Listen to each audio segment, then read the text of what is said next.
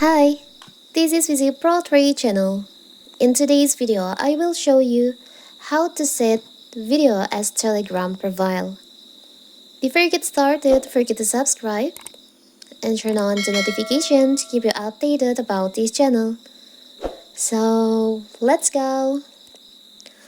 While many social media platforms and messaging apps have abandoned GIF as profile picture, Telegram has just rolled out a new update that allows you to set short video as your profile. And in this video, I will show you how to do it to set profile with a video on your Telegram. It's so simple. So first of all, of course, we have to open our Telegram. Now you can just tap on the up left corner, the three lines over here. You can just choose on my profile. Now you can just tap on the camera icon on here. You can choose on the video that you want to set as profile. For example, we choose this one.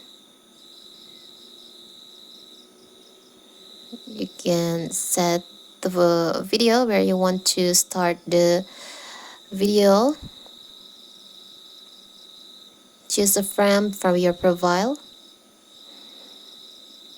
We choose like this. We can also edit the video before you set it as your profile.